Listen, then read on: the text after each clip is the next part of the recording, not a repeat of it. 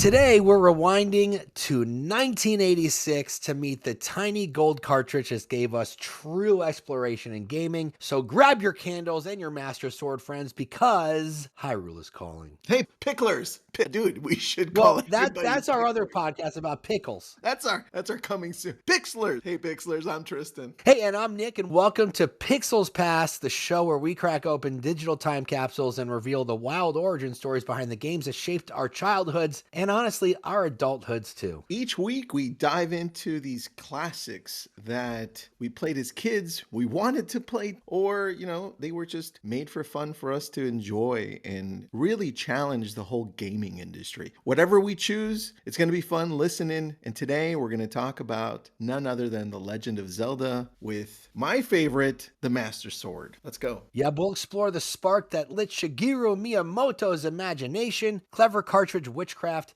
and how a humble elf in green tights rewired game design. Plus, we have packed in trivia bits sharper than a boomerang on a rebound. Let's set the scene, okay? Nintendo's research and development division, Kyoto, fall of 1984. Miyamoto, fresh off Donkey Kong fame, is juggling two prototypes. One is a side-scrolling sprint about a plumber leaping over pits and banging his head against bricks. You guessed it, it was Super Mario Brothers. And the other is a top-down maze of caves with pretty much zero clear objectives. Internally, they called it adventure, which Ooh, sounds good. let's be honest, it's like naming a puppy dog. By the way, I almost named my puppy Puppy, but that's a different story. I always named my dog Cat. That would have been great, though. That's so funny. Named my dog Kitty. Kitty. But the concept was radical. Instead of racing right, you could roam anywhere. And that, I think, is what made it so great. Their design motto became Mario is about timing, adventure is about curiosity. Oh, so deep. They're so deep at Nintendo. I'm telling with their you. wise words. Now, the disc system, which was in Japan, has just been greenlit at the time, and it let players save data. I know, crazy, a wild novelty in 1984. Yeah. Miyamoto's first idea was a mini MMO before there were even MMOs. So how it worked was player A uses side A of the disc to build a dungeon, and then player B, who flips the side over the disc, flips the disc over to side B, explores the dungeon. The guy had such amazing and inventive ideas that we see all the time now. Yeah, but that sounds complicated. And the trouble was, early playtests showed everyone preferred exploring more than building. It's kind of like, it's funny because we look at where we're at now, and Minecraft is about building and exploring, but more about building, right? Remember, true. No mouse, no drag and drop, just a directional pad. So the builder mode quietly vanished, but its spirit lingered. Yeah, so Miyamoto grew up in Sonobe, a rural town outside Kyoto. And as a kid, he would pedal his bike until dusk and discover a lake or a bamboo forest. And then he would sprint home terrified he'd miss dinner. But years later, he said, I want to put that garden of surprises inside a little box. You know, it's interesting. You find that a lot of these creators for video games or books, they take a lot of what's happened to them and they put it into the games, they put it into the books. And that's part of the magic. And you find that it's similar here because one story that he loves telling, it's young Shigeru crawled into a pitch black cave, found it forked left and right and panicked and used a lantern to inch forward. That single heartbeat of fear plus excitement is the one in Zelda, and I remember it, complete with an old man handing you a candle and saying, it's dangerous to go alone. Yeah, you know what else? Miyamoto loved dinosaurs growing up as a kid. So that's why in Super Mario, he has a pet dinosaur that he rides around. That's why so it's interesting. All of these adventures and loves he has as a kid made it into the games. But let's jump into the characters. So the designer, Takashi Zuka, sketched Link as a Peter Pan homage. Green tunic, pointy ears, eternal youth. On CRTs with 54 color palettes, the green really popped and the ears hinted at fantasy without having to use the extra pixels. Oh, dude, I didn't know that they had used the idea of Peter Pan, but Well, he now does look like Peter Pan. it makes a lot of sense. He just doesn't fly. Yeah. Princess names were tossed around. A Nintendo PR rep suggested Zelda, inspired by the novelist Scott Fitzgerald's wife, Zelda Zayer Fitzgerald. That is, by the way, one of my favorite books of all time is Great Gatsby. But back Oh, to for this. sure. They loved the vintage elegance, 1920s, slapped Legend of in front of it, and voila, pop culture immortality. I loved it. Yeah, here's a nugget. Miyamoto was briefly obsessed with the Apple II text adventures. Remember those? Like, what was the one where you're in the carriage? We'll probably do one on it. The Oregon Trail. Remember that Oh, one? I love that one. Yeah. I always die. Well, he was obsessed with the text adventures, especially Adventureland, and he admired how players would type open door, and he felt like they'd unlocked Narnia or something. And Zelda's designer wanted that freedom, but streamlined it through a D-pad, a directional pad. In early dev builds, the top of the screen even displayed line-by-line descriptions before they scrapped all of that text to save memory on the disc.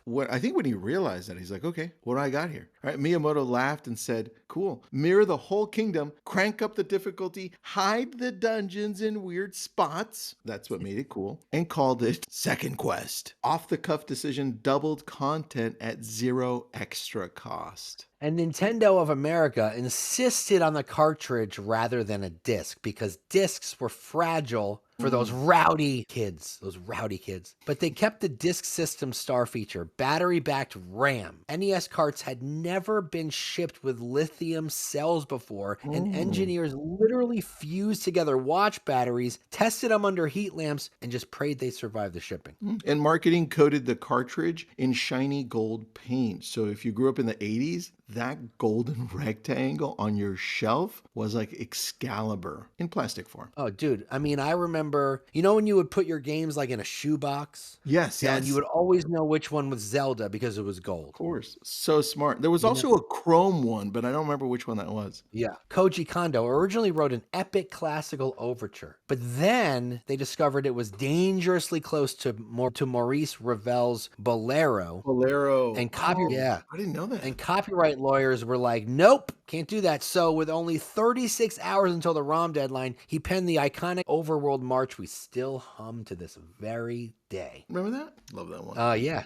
I hope you're right. Listen, you're a better singer than I am, okay? All right, so guys, let's get into our final boss thoughts. These are just pieces of information that we didn't mention to you during the podcast. They didn't kind of fit within the whole scope of everything, but they're kind of cool. We don't want to leave them out. But early development concepts included time travel. Isn't that crazy? That is cool. Futuristic setting. Yeah, so time travel in a futuristic setting. So at one point, swords were replaced with electronic beam weapons, and Link could travel between the past and the future. Dude, but time out right there. Obviously, what? Time out, I think, because obviously they didn't have that right in Legend of Zelda, but no, that's where Metroid came in. That's where Metroid came in. Think about it. Kind of a little bit in Super Mario where he would, you would go into a pipe and you wouldn't know where you're going to end up. And sometimes you would end up sometimes you'd end up at the end of the level. Sometimes you know what I mean? Yeah. So if you think about it, yeah. And The Legend of Zelda was the first NES cartridge to use a battery-backed save system, allowing players to keep their progress without passwords.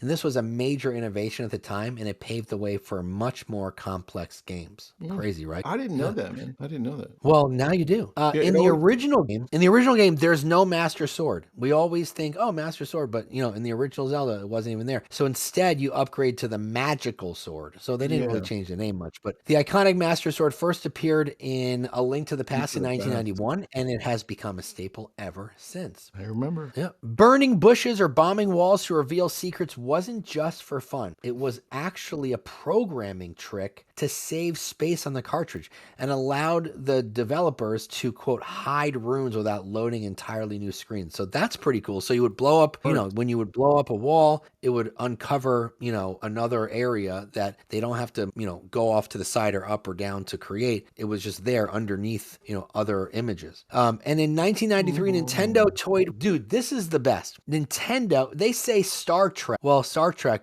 did invent the Apple Watch, but we're not talking about Star Trek today. Nintendo toyed with a Game and Watch style mini-Zelda that fit on a wrist, predating smartwatches. Only 2 prototypes ever existed in the Nintendo archives. That's Kind of crazy. I mean, you never know the backstories to these amazing games. And from childhood cave crawls and dartboard maps to last-minute symphonies and golden carts, The Legend of Zelda showed the world that gaming could be about wonder and not just about scoreboards. And if this episode refilled your heart containers, hit that follow button, drop us a 5-star review on your podcast app, and tell a friend who still can't find Dungeon 7. And make sure you tune in to next week when we're going to dive back in time with another favorite video game of the past. We're not sure which one it's going to be, so you'll have to tune in to find out. Make sure you watch or listen to our other 2 where we did Super Mario Brothers, we did Excite Bike, now we have Zelda. Don't forget to subscribe, don't forget to leave us a review, and we will see you on the next Pixels Past. Bye-bye.